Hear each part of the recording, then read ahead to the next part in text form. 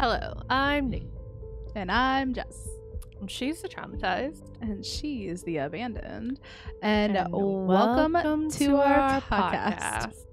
Where we talk about true crime, spooky things, and everything in between. And today we're going to be talking about some of the true stories behind some of the most favored cult classic horror movies. And some mystery thrillers. So how was your week? Oh my god, it was horrible. Maybe I should have started then. No, it was good. It was good. It was busy. It was good though. Today is my husband and I's 5th wedding anniversary. Congratulations. Happy anniversary. Thanks. We decided to do 5 things that we really loved. We just made a date out of it and we started at a farmer's market and we got 5 apples. Listen, I wanted to get 5 pies and he said no. And I was very upset about that. We only got 1. And then the apple cider donuts didn't come in 5s. They came in at 6. So whatever. Okay. So what I'm hearing is I need you to explain all this in our group chat so that when it comes up to our 8th anniversary in February, we can do 8 things. Seth and I can do 8 things. I love that. Yeah, because that's what we were thinking. Because instead of buying each other presents, it's why don't we just take that money and just make memories? So then we went to one of our favorite restaurants. Love that. Their food was so good. And then we went to the beer store and got a lot of beer. And then we went to a bakery and got the wedding cake. We didn't get the wedding cake that we got because we can't remember what we had. But we went to the bakery that made it and we got delicious things. So yeah, that's how my week ended. How was your week? My week was good. I got a new mic stand, so it's now up and personal, and hopefully you don't hear any more thumping as I hit my desk a lot. Let's do a test. I couldn't hear that. Okay. So, I could hear, but you can't hear the thumping. You just hear the smacking, if that makes sense. Yeah. I think that's just your mic being good, So yeah. Anyway, that's so exciting. A new mic stand. The last week that my in-laws are here, so kind of sad that they're leaving tomorrow. But we kind of threw a mini birthday party for Beanie because he's turning 5 on Tuesday or something. But we just had a little party with the 5 of us. And then, yeah, so that's about it. Very cool. Okay. Anyway, fun fact of the day. Did you know that Psycho was the first movie to ever show a toilet flushing? Oh, wow. That's actually, I like that, especially since that's not on our list. That's not one of the movies I chose, so that's cool. So first disclaimer, all of the movie synopses are from Rotten Tomatoes, so shout out to Rotten Tomatoes website for making my life a little bit easier this week, not having to write all the movie synopses. Yeah, we should have just watched them and put it in our own words, but it was just me working on this week, so you get what you get. Another disclaimer, all of the stories we will be talking about are a very, very shortened version of the events that happen. I'm sure one day some of the cases we'll go into individually and do a more in-depth case, but for today we are just shortly discussing some of these stories that influenced some of the best horror movies out there. And final disclaimer, Nikki did do all of this research by herself because I was editing and doing a bunch of stuff this week. So shout out to Nikki for literally carrying the podcast this week because I was not. Okay. Anyway, so I'm starting. You are going first. Yeah. This is exciting. Okay, so we're going to play a little game. And I'm going to give the movie synopsis and give you guys a chance to guess the movie. All right, this is the movie synopsis. Are we ready? I'm ready. Okay. Gunned down by Detective Mike Norris, dying murderer Charles Lee Ray uses black magic to put his soul inside a doll, which Karen Barclay then buys for her young son, Andy. When the doll kills Andy's babysitter, the boy realizes the doll is alive and tries to warn people, but he is then institutionalized. That's a big word. you're just throwing there. Sorry. Not sorry. Now Karen must convince the detective of the murderous doll's intentions before Andy becomes the doll's next victim. Can you guess what movie it is? Guess the movie. Like, no. Okay.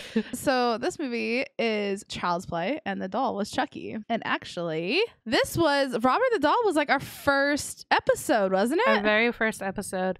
So my synopsis might be completely wrong, but it's what Wikipedia said. No. I think it's, I think it's good. Yeah. I've been reading briefly over it. It looks good. Okay. But yeah, Robert the Doll was the inspiration for Chucky in Child's Play. Mm-hmm. If you need a refresher of the full story, check out our first episode. It's really cute to kind of go back and watch our first episodes because we've definitely gotten better. That's good. we've gotten better, which we'll just continue to get better because we're awesome. No. Okay. Leo energy. The true story of Robert the Doll is... Yeah.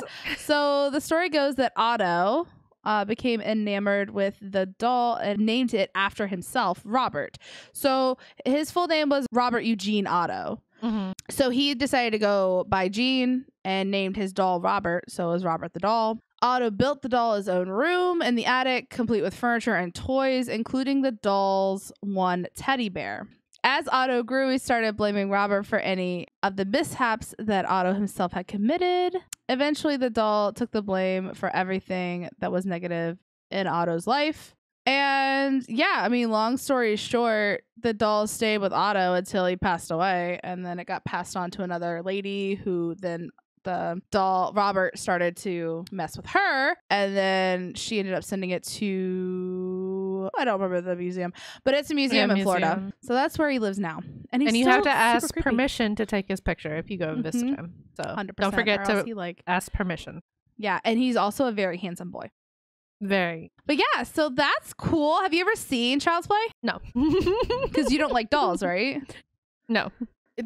Another disclaimer, I think we've talked about it in a previous episode, but I don't like horror movies. And it's not like what Jess would think that they scare me. Right. They really don't. I think they're stupid. No, truly, because I genuinely thought you didn't like horror movies because you were scared. And then we started watching like Annabelle and Conjuring. And this bitch, I am physically hiding under blankets and like looking through my fingers. She's laughing. And I'm like, it's not funny. She's like, it's hilarious. Annabelle's just sitting there staring at her. And I'm like, it's creepy. What do you mean? So, no, I get it now. And to be fair, people make really stupid decisions in horror movies. They really do. I mean, they're just like not, I guess because I don't get scared of them. So that they're not giving me what they're supposed to be giving me. So therefore, like, I don't find them. Well, obviously I found Annabelle entertaining because it was like a comedy to me. Plus I feel like you're also watching me freak out. Like whenever we watch scary movies as a group, I'm the one that's screaming. And I'm usually the one that's like, hey guys, let's watch a scary movie. And so like, yeah, I don't get the feeling that I'm supposed to get from watching horror movies. So that's why they don't really appeal to me, because they don't scare me. All right, what's your movie? Next movie. I'm excited. So this movie is about a sleepy little town of Woodsboro just woke up screaming. There's a killer in their midst who's seen a few too many scary movies. Suddenly, nobody is safe as the psychopath stalks victims, taunts them with trivia questions, then rips them to bloody shreds. It could be anybody. Can you guess the movie? I've actually never seen this movie. Okay. This one I have. It's Scream. Interesting. I know The Mask, obviously. The Mask is like iconic. So which for a long time I didn't know it has an actual name. The Mask is like Ghostface, or like the killer is Ghostface. I would always just call it the Scream Mask. Yeah, thanks Dead by Daylight for, I know that's where I learned it. I don't know if that's where you learned it, but I don't know. This movie got inspiration from the Gainesville Ripper. Ooh. So Daniel Harold Rowling, known as the Gainesville Ripper, was an American serial killer who murdered 5 students in Gainesville, Florida over 4 days in late August 1990. Rowling later confessed to raping several of his victims, committing a triple homicide in the home city of Shreveport, Louisiana, and attempting to murder his father in May of 1990. In total, Rowling confessed to killing 8 people. Rowling was sentenced to death for 5 Gainesville murders in 1994 and was executed by lethal injection in 2006. He was in prison for 12 years. Yeah. That's insane. He was the inspiration for Ghostface. It's a classic. It is a classic. I wasn't allowed to watch a lot of the classics. I actually think I watched Child's Play either. I definitely did not. Yeah, I know for sure. But I've seen the next one a couple of times, actually. All right, are we ready? We're ready. Movie synopsis. In 1970, paranormal investigators and demonologists Lorraine and Ed Warren were summoned to the home of Carolyn and Rogers Perrin. The parents and their 5 daughters had recently moved into a secluded farmhouse where supernatural presence had made itself known. Though the manifestations are relatively benign at first, events soon escalate in horrifying fashion, especially after the Warrens discovered the house's macabre history. So, do you know that movie? It's The Conjuring! The inspiration for The Conjuring was Ed and Lorraine Warren, who were real life and paranormal investigators and authors. And oh, go ahead. I just wanted to say real quick, I didn't want to put every single like Conjuring movie on here, but basically like all of the whole Conjuring like series is based on their individual investigations they had throughout their life. So and like watching the movies, obviously, guys, we know they're dramatized, we know, but like some of the things that were in their basement were like real life things that they had investigated, and like that actually there was a place like that. I'm fascinated by that kind of stuff. Edward was a self-taught and self-professed demonologist. He was also an author and a lecturer. Lorraine, his wife, professed to be a clairvoyant and a light trance medium who worked closely with her husband. The Warrens are famous for their investigation into a haunted Raggedy Ann doll, also a movie, Annabelle, and the Perron family, who believed to be haunted by a witch. There had been many investigations, but they are best known for their involvement in the 1975 Amityville horror haunted house. It's believed to be a hoax. Oh yeah, the Amity horror. It's a yeah, which that could be something that I go like choose for like one of our haunted episodes. But yeah, that's supposedly a hoax. Boo. And supposedly they're a hoax. It's yeah, that's interesting. Okay, your story. Next movie. Yep, next movie. Synopsis. When Sally hears that her grandfather's grave may have been vandalized, she and her paraplegic brother, Franklin, set out with their friends to investigate. After a detour to their family's old farmhouse, they discover a group of crazed, murderous outcasts living next door. As the group is attacked one by one by the chainsaw-wielding killer, who wears a mask of human skin, the survivors must do everything they can to escape. I'm also playing this game with you guys, just to let you know. I'm gonna guess Texas Chainsaw Massacre. Correct. The Texas Chainsaw Massacre from 1974. The inspiration behind the Leatherface is Ed Gein. Do you know about Ed Gein? I do know about Ed Gein only because I like true crime, and one of my favorite podcasts talked about them in great detail. And so unfortunately, yeah, we won't be doing that, but I will be telling some disturbing things. So buckle up. Buckle up, guys. This guy was fucked in the head. Totally. So Edward Theodore Gein, also known as the Butcher of Plainville or the Plainville Ghoul, was an American murderer and body snatcher. He was not a serial killer. Ooh. Gein's crimes gathered widespread notoriety in 1957 after authorities discovered that he had exhumed corpses from local graveyards and fashioned trophies and keepsakes from their bones and skin, such as a wastebasket made of human skin and masks made from the skin of female heads, and so much more. You're not gonna talk about the nipple belt? Nope, I wasn't gonna talk about that. The nipple belt is what got me. And on his bedpost, he had skulls. Like, as you like... You can stop now. Guys. Yep, nope, that's where I stopped, was the belt. Y'all, again, trigger warning. If you're going to go on the internet and search up this stuff, you can actually see pictures, though. Like, actually, you can Google pictures. I'm surprised the FBI is not banging down my door with my total search history the past 2 days. So we know that if anything happens to the other one, we must clear our search history. That is the first thing we do. Yep. Because otherwise people are going to think we're real weird. Okay, so basically the authorities discovered that he had all of this stuff and that he was robbing grave sites because Geen had killed 2 women.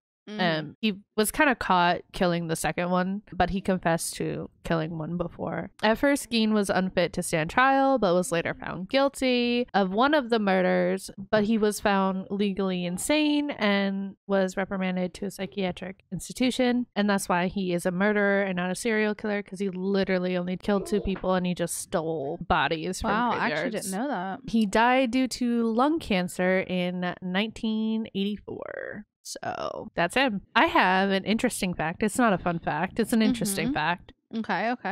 Over the years, people would actually visit at Geen's grave and chip away at his gravestone, like to keep as souvenirs. First of all, weird. Why? To tip Bundy and send him money. Have like better role models. What are you doing? What are you doing? So scary. It's so scary. Go to therapy immediately. Please. All the time, every day. So people would chip away at his gravestone until it was eventually stolen in 2000. It was recovered a year later in 2001 near Seattle, and the police department just put it in storage so nobody else could take it or chip away at it. Right, because it would obviously just get stolen again. Yeah. Wow. So now the gravesite sits unmarked, but not unknown, because he is buried between his parents and his brother. So people still know where he is, but it's unmarked now. Oh, that's crazy.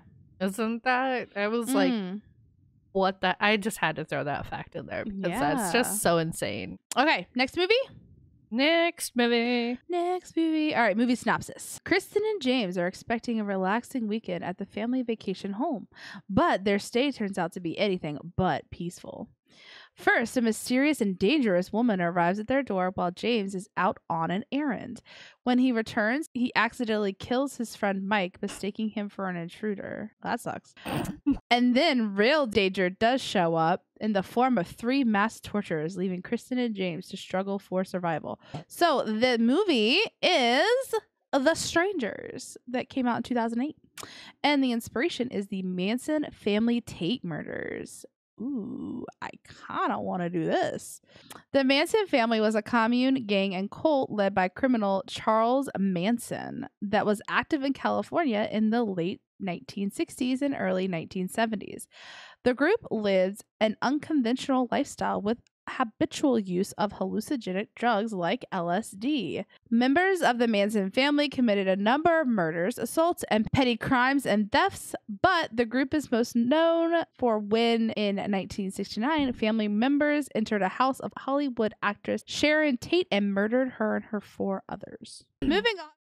Next movie. This one, I think everybody's gonna get this one. Listen to this long, detailed synopsis of this movie. Ready? I'm ready. Yep. Stranded motorists fall prey to a murderous bushman who offers to fix their vehicle, then takes them captive. That's it. Is that like every movie ever? So this one might be a hard one. It's called Wolf Creek.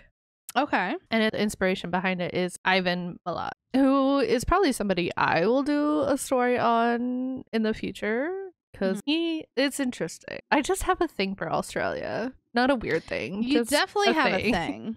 It's definitely there. You're definitely drawn to Australian stories. Ivan Robert Marco Milat was an Australian serial killer who was convicted in the backpacker murders in 1996. Interesting. Okay. Commonly known as the backpack murderer, Milat captured, assaulted, robbed, and murdered 7 people in New South Wales between 1989 and 1996. His MO was to approach hitchhikers along the Hume Highway under the guise of providing them transport to areas of southern New South Wales. So basically, it was a bunch of European backpackers. So not even like people from Australia that would have been noticed going missing. And he'd be like, oh yeah, I'll take you to where you need to go. And then he would take his victims to the Golongolo State Forest where he would incapacitate them and murder them. Malat was arrested in May 1994 and in July 1996. After 18 weeks of testimony, a jury found Malat guilty of the murders. He was given a life sentence on each count. October 2019, Malat died from esophagus and stomach cancer at 74 years old, never confessing. He actually tried to pin it on his brother. Interesting. And then the next two movies are not necessarily horror movies. They're more described as mystery thrillers. Okay. So this one is hard. Everyone knows who this one is. So I'm just going to insert blank instead of saying the character's name. That works. Okay. Blank is a top student at FBI's training academy. Jack Crawford wants Blank to interview a brilliant psychiatrist who is also a violent psychopath who is serving life behind bars for various acts of murder and cannibalism. Crawford believes that this person may have insight into a case, and that Blank, as an attractive young woman, may be just the bait to help draw him out. I hope that makes sense. Let's go. Fill in the blanks. So the blank was Clarice. And the movie is Silence of the Lambs. This movie gave me nightmares. Inspiration, many different serial killers. So this movie drew off a lot. The most obvious influence for the movie's killer, Buffalo Bill, was Ted Bundy. Theodore Robert Bundy was an American serial killer who kidnapped, raped, and murdered numerous young women and girls during the 1970s. He confessed to 30 murders and was executed on January 29th, 1989. Additional inspirations were Ed Gein, Jerry Brundos, an American serial killer, and Necrophile, who murdered at least 4 women in Oregon between 1968 and 1969. Edmund Kemper, an American serial killer who murdered 6 college students before murdering his mother and her best friend from May 1972 to April 1973. And finally, Gary Ridgway, also known as Green River Killer, is an American serial killer convicted of 49 murders. Jesus Christ. Yeah. That was my reaction when I read that. Like, that's a lot. That's a lot. That's a lot of murder. Next movie is one that I really want to see. I want to see it too. Probably a case that I want to cover, honestly. Okay, let's go. Okay, I'm excited. So, synopsis. A teenager escapee provides a critical break in the case as an Alaskan detective hunts a serial killer who has been preying on women for 13 years. It's a newer movie made in 2013, I believe, if I remember correctly. Yeah, I haven't seen this. It's called The Frozen Ground. I'm actually surprised that I haven't heard of it either because it has Nicolas Cage in it. And if you know me, I love me a Nicolas Cage. Hate me if you want to, but nobody's gonna hate you for that. It's okay. It's like the whole Nickelback thing. I feel like everyone hates Nickelback and everyone hates Nicolas Cage, but I love both of them, so call me weird. Look at this photograph. Okay. So, Robert Christian Hansen, also known as the Butcher Baker, was an American serial killer. Between 1971 and 1983, Hansen abducted, raped, and murdered at least 17 women and around Anchorage, Alaska. Buckle up. He hunted many of them down in the wilderness with a Ruger Mini 14, which I'm assuming is a gun, and a knife. I think what he would do is he would like capture them and then let them like run in the wilderness and then like hunt them down. Oh, that's some Ramsay Bolton bullshit. Yeah. Oh no. Gross. No. He was arrested and convicted in 1983 and was sentenced to 461 years without the possibility of parole. Good luck. Why can't they just say life in prison? Why do they have to give them years at that point? I mean, I think that they're trying to make a statement with that kind of enough. Number. Like, okay, yeah. You could have life, but no, you are sentenced to 461 years. So, like after your death, you'll be still doing those in your afterlife. Has to stay here for an additional 350 years, which his ghost is probably doing right now because he died in 2014 of natural causes from lingering health conditions at the age of 75. Yeah, definitely please do that story, and we absolutely need to watch that movie. Yeah, so the next two movies are horror movies, but they're not based on a particular killer, and you'll get what I mean when we go through the story. Jess, take it away. Oh, I'm ready. All right. So, movie synopsis. In Wes Craven's classical slasher film, several Midwestern teenagers fall prey to Freddy Krueger, a disfigured midnight mangler who preys on teenagers in their dreams, which in turn kills them in reality. After investigating the phenomenon, Nancy begins to suspect that a dark secret kept by her and her friend's parents may be the key to unraveling the mystery. But can Nancy and her boyfriend Glenn solve the puzzle before it's too late? Find out on A Nightmare Before Elm Street. I didn't realize this was inspired by a true story. So the inspiration is an LA Times article. So the director and writer Wes Craven was inspired to create Freddy Krueger after reading an article in Los Angeles Times. He recalled that the article from the 1970s was about a family who escaped the killing fields in Cambodia. After fleeing to the United States, the young son had disturbing nightmares in which something was chasing him. The terror caused him to be afraid to go to sleep, so he would try to stay awake for days.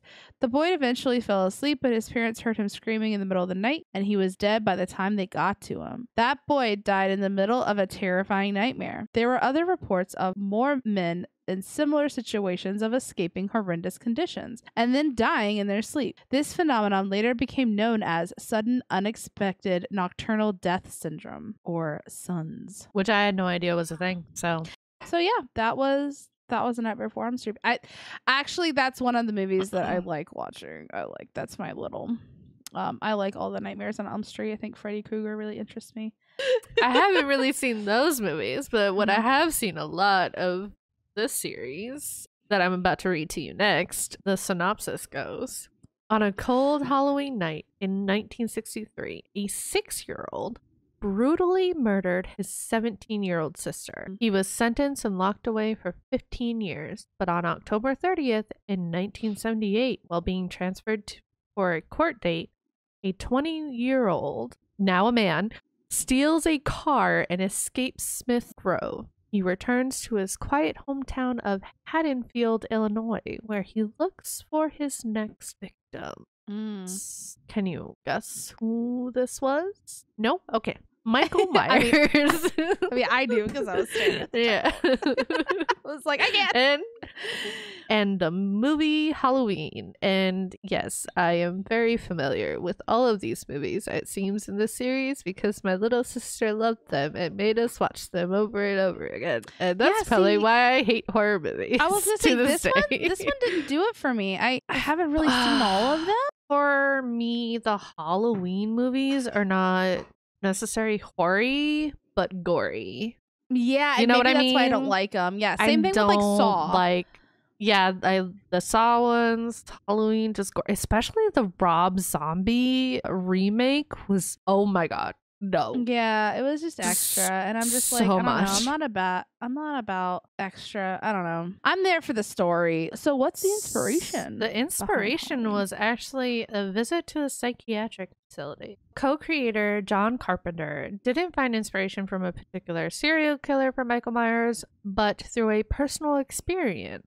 While attending Western Kentucky University, Carpenter visited a local mental institution with one of his classes. Carpenter described in a documentary about seeing some of the most serious and mentally ill patients, including a young boy no older than 13 with a disturbing stare. So, in fact, the documentary explained that this boy's black, soulless eyes and pale, emotionless face inspired Dr. Loomis's quote in the movie when he describes Michael as having the blackest eyes, the devil's eyes. Ooh, okay. The visit obviously had an immense effect on Carpenter, and the boy inspired Michael's whole demeanor. Wow, interesting. Okay. I know we're like an hour and 18 minutes into our recording, but I do have some honorable mentions. I thought it'd be fun to kind of mention. Ooh, hit me with them. Let's go. So the first, and I'm not going to make you guess the movie synopsis because I didn't do that for these ones. So the first one is, I roll my eyes every time I read this, say it, whatever. Extremely wicked, shockingly evil, and vile. If you haven't been on Netflix and seen this movie, like, I don't know what you're doing, but obviously this is not like a horror or mystery thriller movie. It's basically like a biography of Ted Bundy. Very interesting. I think it's very interesting to see Zac Efron played Ted Bundy, right? Yeah. To see what's his face from High School Musical play a mass murderer. Like, he does it very well. That was really cool to watch him. I don't know if we need to rehash this because we talked about Ted Bundy a little bit, but so this movie is a chronological of the crimes of Ted Bundy from the perspective of his longtime girlfriend who didn't really believe the truth about him. Right. And so, like I said earlier, Ted Bundy was an American serial killer who kidnapped, raped, and murdered numerous young women. He confessed to like 30 murders, and he committed them in over 7 different states, by the way. Between 1974 and 1978. Actually, Bundy's true victim total is unknown because they believe that he had been killing since way before he said that he had. So just a little extra tidbits for your Ted Bundy. And like, we're very well aware that they're dramatizations, like these shows are dramatizations, but I actually did learn like a lot watching them. Like, you know, take it with a grain of salt or whatever, but I did learn, like you said, that he killed in multiple different states, you know, that he proposed to his girlfriend like in court. Yeah, I remember that. And they said yes, and because it was done in front of a judge, it was legally binding. Yeah. So, and they were able to like consummate the marriage, or they were able to consummate the marriage. She ended up pregnant with his kid. I think that was like his second girlfriend, right? Right. Absolutely. Because the first girlfriend that the perspective is told from, she leaves him. Right. Because she definitely knows something's up. Yeah. So she was actually the one that led the police to Ted Bundy. She was the one who called in the anonymous tips. And also Ted Bundy like escaped twice. Like, come on. How did that happen? I don't know. Come on. Right. Yep. Anyways, enough about Ted Bundy. So the last movie that I'm going to talk about, I figured we should throw a female in there because we've been talking about a bunch of males. Right? They're female murderers. Not very many, but there are some. So the movie Monster, and I think it's from 2008. It's with Charlize Theron on Rotten Tomatoes. I had to look it up by the actress's name because there's a lot of movies called Monster. So interesting. Just look for Monster with Charlize Theron. And this is a dramatized biography of Eileen Wuornos. Have you ever heard of Eileen? Oh, okay. Eileen Carol Wuornos was an American serial killer in 1989 to 1990. While engaging in street prostitution along highways in Florida, she shot dead and robbed 7 of her male clients. They were usually truck drivers. She would claim that all of her kills were committed in self-defense. She would be like, oh, they tried to rape me, blah blah blah, you know, which is not like a blah blah blah thing, but from Eileen Wuornos, it's hard to believe. Right. But she was sentenced to death for 6 of the murders, and on October 2002 she was executed by lethal injection. She also had like a hate for men. She was a lesbian, so there's a lot that goes into her and why she killed, and maybe one day we'll cover it because she's a trip. Yeah. That's it for this episode. Thank you again for all that fun research. It was fun to talk about and learn. And next week, grab your hot chocolate and your cozy sweaters because we're going to be telling scary stories. And I'm really excited. Spooky campfire stories. So yep, spooky campfire stories. I am so excited. Also, if you guys see this and you have a scary story you want us to tell, you can email us. Yeah. That'd be cool. If you enjoy this podcast, don't forget to follow us and leave a comment. If you're watching on YouTube, hi, like and subscribe. You can find us on Twitter, Instagram, and TikTok with our username at TTATA Podcast. Also, in the bio of all of our social medias is our link tree that leads you to everything that you need for us and stuff. So the email, yeah. Email us the scary stories, guys. That'd be so cool. Scary stories, topic ideas, whatever. It's sitting empty right now, so yep. I mean, we'd love to hear from you. When we make TikToks, it gets pretty it gets pretty intense in there. I'll like look down at my phone and I have like 24 emails, and I'm like, oh, Nikki must be busy. Just making all the TikToks for us. Making all the TikToks. Still don't post regularly. I'm trying. We already talked about what we're going to be covering next week. Be there, be square. Mm-hmm. And with that, we're going to leave you with this inspirational quote. Happy Spooktober. That's not the quote, but happy Spooktober. Are you inspired? Was that inspiring? It got me in the spooky mood. So I'm ready. I went all out. I went completely orange from head to toe. Well, not head to toe. I love it. I love it. I actually pulled a quote from a movie because, that's obviously our whole theme today. Right. So it is, you shouldn't feel so responsible. You tried. You did something. That's what counts. That is what counts. That is what counts. From Shaun of the Dead, which was made in 2004. And I think it's a zombie movie. That's one of Tim's favorite movies. It's like a funny zombie movie, isn't it? Mm-hmm. It's a good. Yeah. Okay, Anyway. we need to end the episode. Yes. So bye guys. Bye. Bye. Bye.